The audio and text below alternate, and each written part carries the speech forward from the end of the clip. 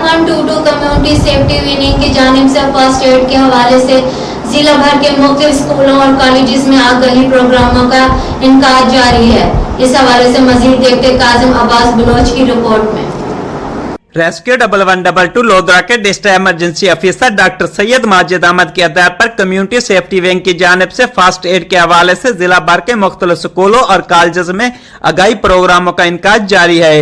Rescue 1112 Lodhran के district emergency officer doctor Syed Majid Ahmad की निगरानी में rescue and safety officer Mohammad Aamir Rasheed, community instructor Munawar Khan और इसरार अहमद व दीगर रेस्क्यू एहलकारों ने निजी हाई स्कूल पठानवाला में किसी भी नागहानी आफात और इमरजेंसी से निपटने के लिए तलबा और उस्ताद कराम को school safety programme, basic life support, fire safety और रोड सेफ्टी के हवाले से एक रोजा ट्रेनिंग का इनकाद किया, जिसमें तलबा ने बढ़ चढ़ कर हिस्सा लिया। ट्रेनिंग के इख्तिताम पर ट्रेनिंग हासिल करने वालों की तरफ से अमली मुजाहरे भी करके दिखाए गए।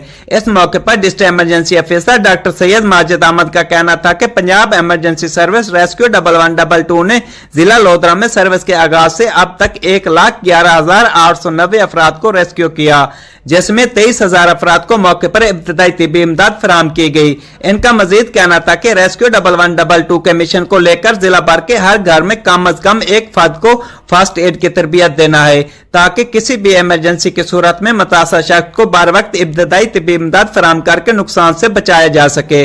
अवाम महफूज माशरे के क़याम में रेस्क्यू